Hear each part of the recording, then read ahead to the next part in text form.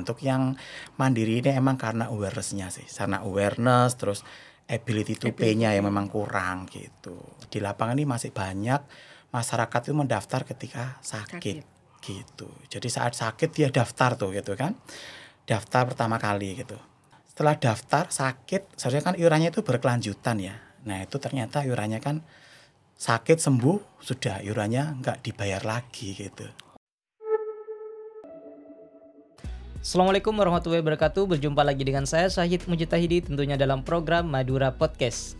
Kali ini kami akan membahas soal BPJS Kesehatan. Tentu yang diundang dari bagian BPJS Kesehatan. Selamat datang di studio kami. Terima kasih Kak Syahid ya. Terima kasih sudah mengundang kami ya Kak Syahid ya. Iya. Ya, di sini kami ingin membahas seputar BPJS Kesehatan, terutama yang peserta mandiri. Nah, di sini sudah ada Pak Sigit nih. Ngomong-ngomong, ada berapa nih total kalau se-Madura?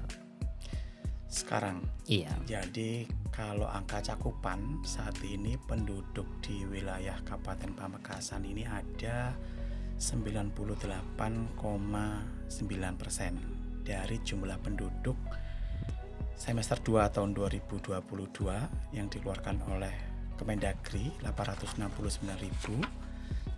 Berarti saat ini sudah 860.000 penduduk Pamekasan ini sudah tercover sebagai peserta JKN. Gitu. Yang Pamekasan? Pamekasan saja. Kalau yang Madura? Madura, alhamdulillah ini sudah di angka di atas angka 97% gitu.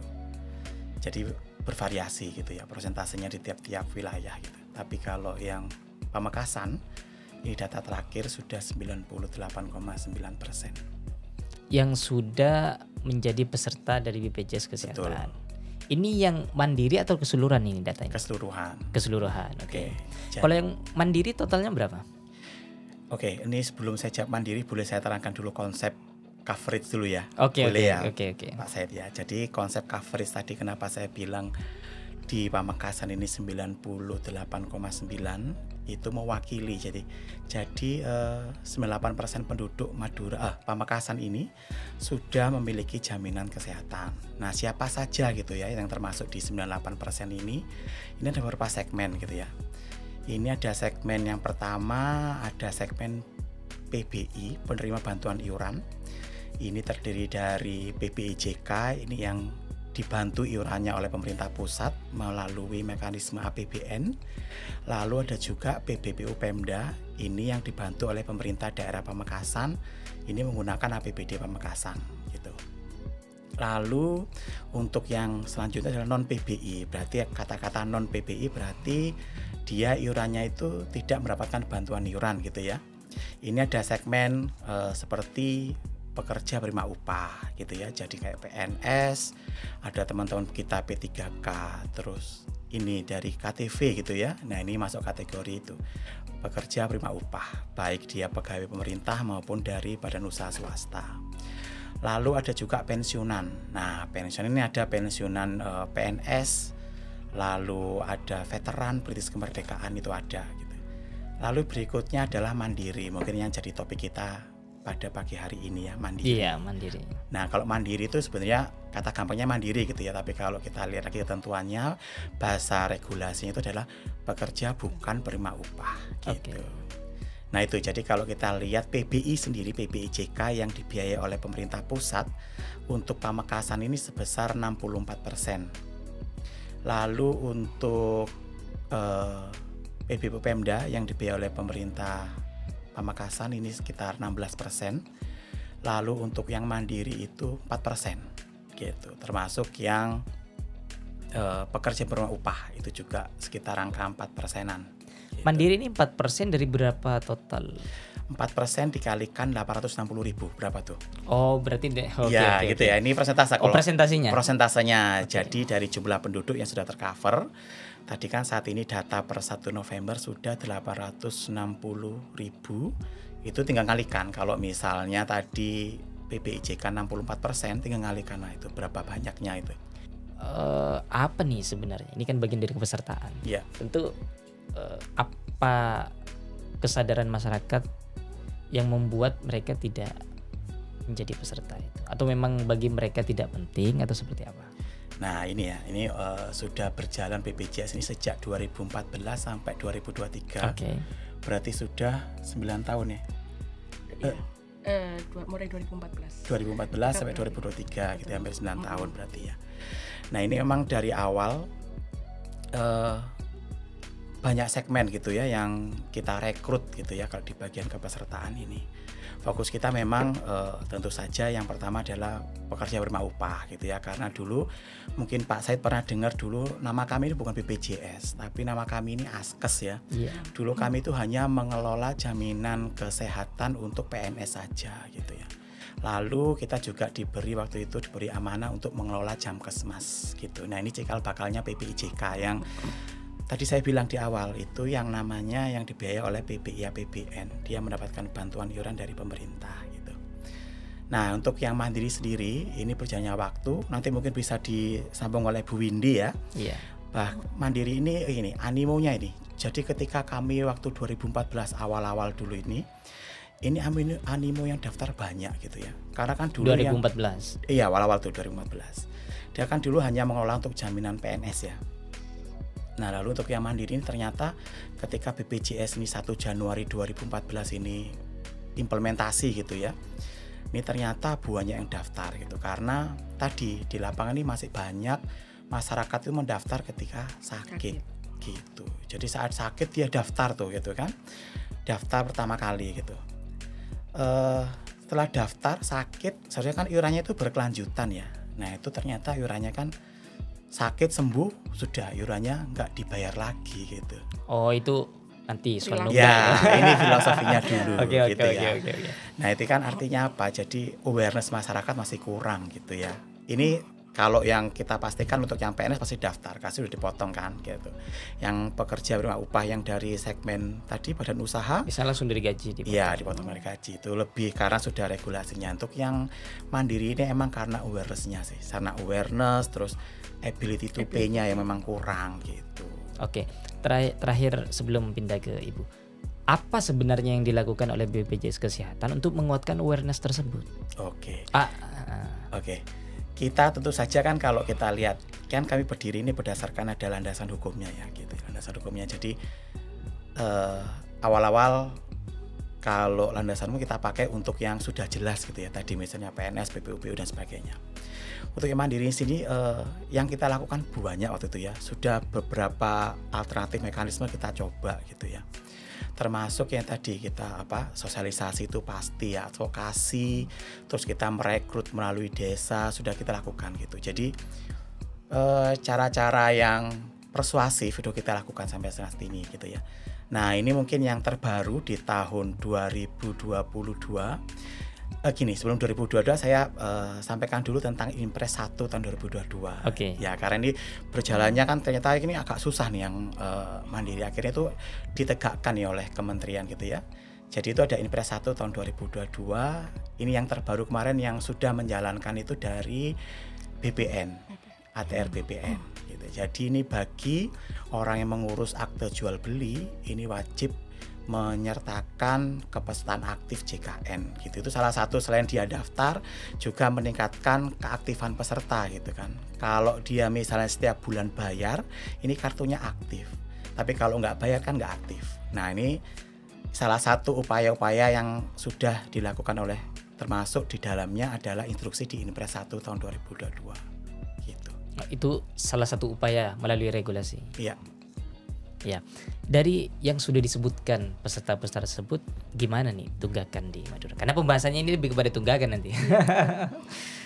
Ya memang tidak dipungkiri ya Mas Said ya, untuk tunggakan terutama peserta PPPU Mandiri, khususnya Madura, kalau boleh dibilang satu Jawa Timur kita juara satunya untuk PPPU menunggaknya. Oh, juara satu? Juara satu menunggaknya. Terbaik. Iya. Menunggaknya. Jadi satu Madura itu kita ada 67% yang menunggak. Semadura 4 kabupaten. Semadura ya. Jadi total ada 52 miliar ya data per November kami itu sebanyak 67% itu menunggak gitu. Nah, penyebab menunggaknya ini pun macam-macam sebenarnya Mas Hayat. Tadi yang sudah disampaikan oleh Pak Sigit, yang pertama mungkin bisa dibilang awareness-nya. Kesadaran mereka untuk membayar iurannya memang kurang. Berbagai upaya sudah kita lakukan untuk sosialisasi, kita beri leaflet, kita juga lewat baliho atau video dan segala macam. Kemudian yang kedua, ability to pay-nya, kemampuan mereka untuk membayar.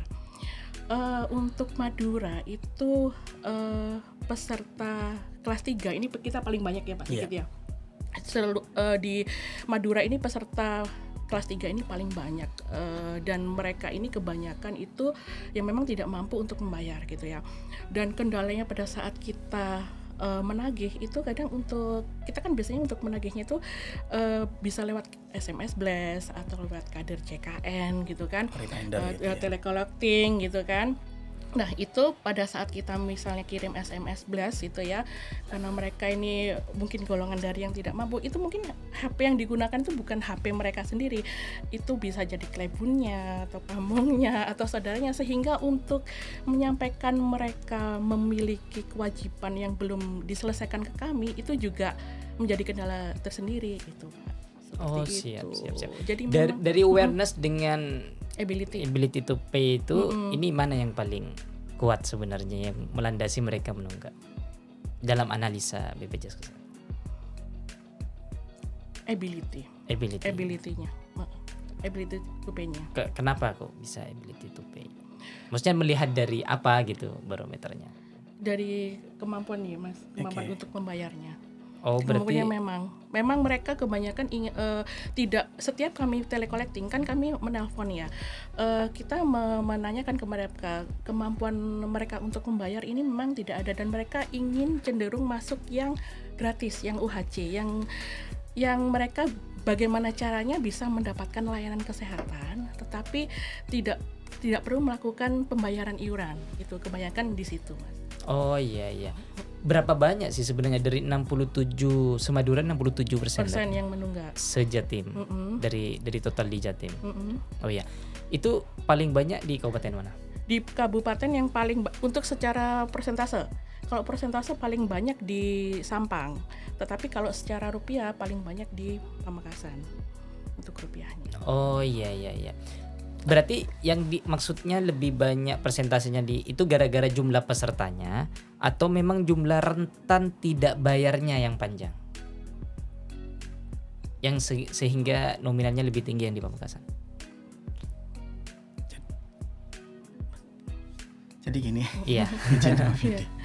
Jadi tadi kan gini, itu kan disebutkan Bu Winnie tadi persentase ya. Persentase itu adalah berdasarkan tunggakan di satu wilayah gitu. Jadi tadi kalau misalnya dikatakan misalnya tadi Sampang gitu ya 94%. Nah itu 94% ini adalah dibandingkan dengan keseluruhan yang sudah terdaftar sebagai mandiri gitu. Jadi artinya 94 berarti 6% ini yang aktif membayar setiap bulannya. Jadi ini adalah peserta mandiri yang terdaftar di kabupaten itu gitu. Tadi kasusnya Sampang ya berarti di Sampang saja gitu. Berarti jumlah pesertanya yang membedakan, yang membuat jumlah nominalnya juga berbeda. Kalau persentase dari jumlah pesertanya, misalnya dari 100 orang gitu ya, berarti itu 6 orang yang membayar, 90 sekiannya tidak membayar. Tetapi dari 90 itu kan tunggakannya kan beda-beda. Nah, kalau misalnya itu tunggakan itu diakumulasi, dikumpulkan, mungkin secara rupiah Pamekasan yang lebih banyak. Oke. Tapi dengan peserta yang mungkin berbeda. Seberapa berpengaruh tunggakan tersebut terhadap fungsi dari kepesertaan JKN itu? Iya. Seberapa berpengaruh? Iya. Oke, saya jawab. Iya. Jadi seberapa berpengaruh gitu ya. Tadi balik lagi gitu ya ke namanya keaktifan gitu ya, JKN. Jadi JKN itu kan berfungsi ketika aktif gitu ya. Jadi seharusnya itu ketika orang memiliki JKN seharusnya sudah tidak ada lagi namanya isu kendala pelayanan kesehatan gitu ya. Jadi nggak akan mikirin biaya dan sebagainya gitu. Syaratnya apa? Kartunya aktif gitu ya. Nah kalau kartunya nggak aktif, otomatis ketika peserta ini mengalami gangguan kesehatan gitu ya, membutuhkan akses layanan kesehatan, ini kartunya tidak bisa digunakan lagi gitu. Nah, tadi disampaikan Bu Windy tadi itu adalah usianya tunggakan. Nah, ini mungkin yang saya sampaikan ya, tadi lupa saya sampaikan bahwa tunggakan tadi contoh tadi yang daftar 2014 gitu misalnya. Tapi ternyata setelah bayar dia setelah sembuh dia tidak bayar lagi gitu. Nah, ini maksimal tunggakan yang dikenakan ke peserta ini umurnya sampai dengan 24 bulan saja gitu. Jadi walaupun dia 2015 nggak pernah bayar sampai sekarang misalnya itu, nah ini maksimal 24 bulan gitu. Nah ini nanti ini implikasinya apa gitu ya. Selain tadi kartunya tidak aktif, lalu jika peserta ini ternyata sakitnya itu harus rawat inap, nah ini dia ada denda pelayanan, Pak gitu. Oke. Denda pelayanan. Jadi itu nanti ada faktor pengalinya gitu. Berapa bulan dia menunggak, dia kalikan diagnosanya, nanti dikalikan 5% gitu. Oh, ada rumusnya ya? Ada gitu. Maksimal 30 juta. Oh, maksimal pengenaannya. Jadi kalau dihitung-hitung misalnya, ya ini misal contoh kasus ya, pasang kering jantung atau apa gitu ya, habisnya 100 juta gitu ya. Nah itu kalau dendanya saja ini maksimal 30 juta sebagaimana disampaikan Bu Windy tadi gitu. Oh iya ya. Dari peserta tersebut itu semuanya sudah berapa? 24 bulan itu? Ya, yang kami sebutkan datanya ini sampai 1 sampai 24 bulan umur tunggakannya. Oh iya. Gitu. Berarti itu yang sudah 24 bulan yang menunggak yang dinonaktifkan atau yang baru hanya 1 bulan? 1 bulan sudah nonaktif. Nonaktif. Iya. Jadi kita kan memang pembayaran itu kalau sudah melebihi bulan berjalan itu status kartu langsung nonaktif. Begitu, dan begitu diaktifkan itu terkena denda layanan itu kalau menggunakan layanan di rumah sakit. Rawat inap, hanya berlaku rawat inap ya di rumah sakit ya.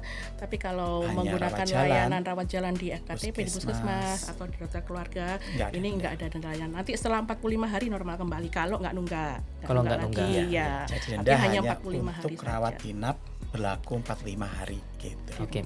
Berarti kalau saya melihat dari datanya di Kabupaten Sampang itu ada 94,33% yang menunggak. Yang nonaktif. Nonaktif segmen mandiri. Segmen mandiri. Segmen mandiri. Oke. Dari hal itu nanti cara pemulihannya hanya cukup untuk bayar atau ada mendaftar ulang yang dinonaktifkan? Tinggal membayar ini aja Mas. Kalau misalnya nonaktif itu kan karena iuran. Ya kan? Begitu mereka membayarkan iurannya, itu mereka sudah statusnya langsung aktif. Itu. Cuman setelah aktif baru dikenai denda yang layanan 45 hari itu tadi. Oh iya. Tapi begitu bayar langsung aktif. Oke. Iya, sahabat KTV, ini yang sangat penting bahwa kalau merasa sudah kartunya tidak aktif, kalian cukup untuk membayarkan kembali iurannya, jadinya bisa aktif tanpa harus mengumpulkan berkas kembali untuk mendaftarkan hal kayak gitu. Iya. Dan untuk pembayarannya pun juga mudah ya, karena kita kenal-kenalnya sudah banyak ini Kak Zayed ya. Bisa lewat mungkin minimarket, mungkin Alfamart, Indomart, atau mungkin kalau misalnya lewat perbankan bisa bank yang bekerja sama dengan BPJS, ada BNI, Mandiri, BCA, atau mungkin kalau demi kemudahan peserta Pak Zayed nggak perlu kita harus datang, mungkin kalau ada auto debit mereka bisa mendaftarkan untuk auto debit sehingga menghindari untuk lupa dan iurannya bisa terbayar tepat waktu. Oh iya. Emang ada yang faktor lupa ya? Lupa dan melupakan. lupa dan pura-pura lupa itu ada, atau mungkin sudah punya auto debit tapi nggak ada isinya, itu juga ada. Sama aja itu ya? Sama aja. Oh, berarti itu ability to pay. Iya, kalau dulu memang auto debit belum diwajibkan ya, tapi kalau sekarang kita menghimbau pada saat mereka mendaftar itu mereka sudah menyantumkan nomor rekening di mana yang mereka bisa untuk auto debit pembayaran. Jadi kita meminimalkan resiko mereka lupa gitu ya, atau mungkin mereka malas untuk datang untuk membayar, makanya kita gunakan auto debit itu. Oh iya. Saya ingatkan seperti ini, takut ada yang belum memahami soal itu. Jadinya mereka takut masih berpikir saya harus mengumpulkan berkas terlebih dahulu, mendaftarkan lagi ketika itunya tidak aktif gitu lah. Oh enggak perlu. Tinggal membayar sudah langsung aktif. Oke. Kalau yang berhubungan dengan yang ramai sekarang ada UHC apa segala macam, itu seperti apa sih korelasinya? Oke. UHC ya, ini mungkin bagi sahabat KTV ya, sahabat bener ya tadi ya? Sahabat, oke. Jadi untuk karena pengen lebih dekat kami dengan jadi kan pemirsa. Gitu ya. Jadi untuk sahabat KTV, UHC itu apa ya? Itu kan singkatan ya. Jadi Universal Health Coverage, artinya itu cakupan kesehatan semesta gitu. Jadi yang dikatakan UHC itu adalah dalam suatu wilayah ini minimal sebanyak 95% penduduknya sudah tercover gitu. Nah tadi kan disampaikan misalnya Pamekasan adalah 98% gitu kan. Nah itu kan di atas 95%. Kalau Sumeneb?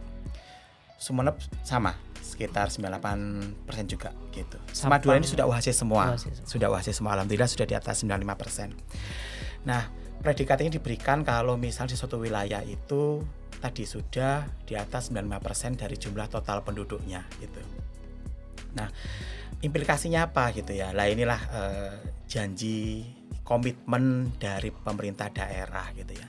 Jadi Pemda ini berkomitmen gitu ya, mendaftarkan penduduknya ini ke BPJS Kesehatan. Tadi kan ada PBI itu ada dua ya, PBIJK yang APBN dan APBD. Berarti yang sekarang kita ini yang awam di masyarakat bergambarnya UHC itu adalah yang PBI yang dibiayai oleh APBD biasanya kayak gitu. Walaupun dari UHC itu tidak konsep seperti itu, tapi yang awam mungkin sahabat KTV pernah dengar UHC. Nah itu sebenarnya semua segmen ini menyupport gitu ya angka 95% gitu. Jadi ada PBI, PPU, PNS dan sebagainya gitu. Nah untuk di Pamekasan sendiri apa ya implikasinya terhadap penunggak ini apa gitu ya. Nah ini komitmen Pemda memang mendaftarkan untuk penduduknya tadi ini melalui mekanisme didaftarkan BPJS, iurannya dapat bantuan gitu ya istilahnya dari pemerintah Kabupaten Pamekasan. Nah ini syaratnya adalah selama dia memiliki KTP Pamekasan ini bisa menjadi peserta PBPU Pemda atau peserta UHC Pamekasan gitu. Jadi tadi semudah itu. Jadi kalau misalnya ada peserta atau penduduk ini Pamekasan sakit gitu ya, cukup datang ke puskesmas ataupun ke rumah sakit yang kerjasama gitu ya, bilang saya sebagai penduduk Pamekasan gitu ya, nanti kan dibuktikan dengan KTP gitu. Nah itu nanti bisa didaftarkan sebagai peserta UHC gitu. Nah ini tentunya beragam macam ya, tidak hanya peserta baru nih yang akses di puskesmas maupun rumah sakit gitu. Nah ini juga ada banyak gitu ya, kita temui malah dari peserta mandiri menunggak gitu. Nah tadi berkenaan dengan pertanyaan Mas saya tadi adalah ability to pay gitu ya, mereka nggak mampu bayar gitu. Nah cukup dengan KTP nanti, nah ini kita alihkan segmennya dari sebelumnya mandiri ini menjadi segmen PBU Pemda atau peserta UHC yang dibiayai oleh pemerintah daerah. Oke, pertanyaannya adalah apakah berpengaruh persenan yang tadi yang menunggak terhadap status UHC tersebut? Berpengaruh. Karena kan tadi misalnya ada angka 80% gitu ya. 1%-nya ternyata ini menunggak dan dia memang posisinya tidak mampu gitu ya. Akhirnya dia datang ke Vaskes maupun ke puskesmas misalnya. Kita alihkan kan otomatis dia segmennya kan dari 1% yang awalnya di mandiri kan walaupun menunggak atau aktif itu masuk segmen yang saya bilangkan tadi, masuk di 4% secara total penduduk. Nanti dia bergeser ke yang dibiayai oleh PBI APBD gitu. Tapi tadi karena ini tidak semuanya bisa di cover gitu ya, mengingat kecukupan anggaran dari pemerintah daerah, ini harapannya yang tidak mampu ataupun yang butuh bantuan iuran itulah yang tepat sasaran gitu yang bisa dibiayai oleh pemerintah daerah. Untuk mengkotakkan gimana caranya untuk kotakkan yang tidak mampu atau tidak? Kan bisa aja saya nih seandainya pura-pura tidak mampu gitu ya. Kan bisa. Nah, gimana cara mengkotakkan hal kayak gitu? Untuk gini ya, mampu tidak mampu itu ada di ketentuan sebenarnya diaturnya di Kementerian Sosial gitu ya. Jadi apa yang nggak mampu itu gimana tidak jadi kan miskin atau tidak mampu ada 2 klausul kalau nggak salah. Ada miskin dan tidak mampu. Dan memang pendataan verifikasi sebenarnya di Dinas Sosial. Dan ini nanti pengkategorian ini nanti itu ada lagi di PBIJK yang di APBN. Tapi selama untuk yang PBID, yang APBD ini, selama yang bersangkutan tadi mau di kelas 3 itu diperkenankan. Gitu. Iya. Kenapa saya tanya kayak gitu? Karena mohon maaf dulu waktu saya kuliah apa segala macam, untuk mendapatkan surat keterangan bahwa tidak mampu sebagai salah satu persyaratan untuk mendapatkan beasiswa itu mudah. Iya. Iya. Ya, itu namanya Makanya saya tanya gitu. dinas terkait seperti apa? ranahnya memang gitu ya. Mau- Tapi tetap verifikasi ada dinas terkait gitu ya, bukan BPJS. BPJS menerima pendaftaran. Hanya menerima saja Betul. berarti. Oke. Mau saya tambahkan juga Oke. Pak Syahid ya, ini terutama untuk peserta PBPU menunggak kelas 3 yang beralih ke UHC. Ini kadang mereka juga menjadikan alasan mereka untuk meninggalkan kewajiban tertunggaknya itu hanya untuk mengajar mereka untuk mendapatkan fasilitas kesehatan, mendapatkan jaminan kesehatan tapi gratis. Nah, perlu diketahui bahwa tunggakan ini tetap ada walaupun status kepesertaan mereka itu berpindah menjadi peserta PBPU Pemda, tapi tunggakan ini tetap melekat menjadi kewajiban peserta, akan tetap ada dan akan terus terbuka di sistem kami sampai itu diselesaikan. Nah, kendalanya itu biasanya gini, kami nggak mampu lagi nih untuk melunasi tunggakan kami gitu, makanya kami pindah ke UHC karena memang kami nggak mampu membayar untuk tunggakan kami. Nggak apa-apa, nggak masalah, karena kami pun juga kalau dulu memang tunggakan harus langsung dilunasi gitu ya, nggak bisa dicicil. Tapi seiring dengan perkembangan zaman dan kita melihat kondisi di lapangan, ini sebenarnya kita mencoba memberikan keringanan ini dalam arti bukan keringanan nominalnya ya, tetapi kemudahan bagi peserta yang menunggak untuk bisa menyelesaikan ini melalui program rehab gitu ya. Program rehab ini program rencana pembayaran bertahap nyicil gitu ya. Siapa aja sih yang bisa ikut program rehab gitu ya? Yang bisa ikut program rehab ini adalah peserta yang tunggakannya ini mulai 4 sampai 24 bulan. Jadi di atas 3 bulan itu mereka bisa memiliki program rehab. Terus cara daftarnya gimana? Itu bisa lewat mobil JKN atau lewat call center 165. Nah, terus berapa kali nih kita bisa untuk mengangsur gitu ya? Itu maksimal separuh dari jumlah bulan mereka menunggak gitu. Jadi misalnya mereka punya tunggakannya 10 bulan, itu berarti mereka maksimal mengangsurnya bolehnya 5 kali sampai itu selesai gitu. Terus apakah bisa langsung dipakai ini kalau misalnya kita ikut program rehab? Nah, ini nggak bisa. Jadi kalau misalnya status mereka sudah dialihkan, mungkin statusnya memang aktif ya, tetapi kalau misalnya mereka peserta PBPU Mandiri, itu kartu bisa aktif kalau tunggakannya ini sudah dilunasi, sudah selesai, baru kartunya bisa aktif. Kalau yang tidak nunggak mau beralih ke UHC bisa? Tidak nunggak dianggap mampu, Pak. Gimana? Lo enggak, kenapa saya nanya kayak gini? Karena tadi kategorinya bukan hanya soal ability to pay, tapi ada kategori awareness. Ada lagi kategori ditambah tadi lupa gitu, ataupun melupakan gitu. Oke, kita balikin lagi ya. BPJS ini menerima pendaftaran gitu ya, prinsipnya itu. Jadi jadi gini, ini kan sekarang sudah zamannya otomasi ya, jadi semua lewat teknologi gitu ya. Itu kenapa di Paskes yang kerja sama Puskesmas khususnya dan rumah sakit, dalam hal terjadi kasus emergensi kan peserta bisa langsung ke rumah sakit gitu ya. Nah ini pendaftaran itu bisa diinput oleh mereka, tapi approval ini tetap ada di dinas kesehatan gitu, approvalnya gitu ya. Jadi misalnya tadi Mas Said tadi kasusnya bukan menunggak gitu ya, peserta baru anggaplah gitu ya, belum memiliki atau apa gitu, datang ke puskesmas. Nah, itu nanti oleh petugas puskesmas di entry, lalu tetap approvalnya di teman-teman dinas kesehatan. Oh, berarti tergantung dinas kesehatan. Iya. Jadi ada kunciannya, tidak bisa kita semua masuk gitu ya, tetap ada approvalnya gitu. Oke. Ya, terakhir apa nih yang ingin disampaikan dari Mas terlebih dahulu terkait orang-orang yang masih belum peduli terhadap peserta JKN ini. Jadi mereka masih tidak mendaftar apa segala macam. Apa yang disampaikan? Oke. Terima kasih Mas Said. Jadi untuk kepada sahabat KTV gitu ya, yang misalnya saat ini belum terdaftar di JKN dan belum memiliki jaminan kesehatan gitu ya. Jadi saya anggap ini peserta baru ya, benar-benar tidak ada jaminan gitu ya.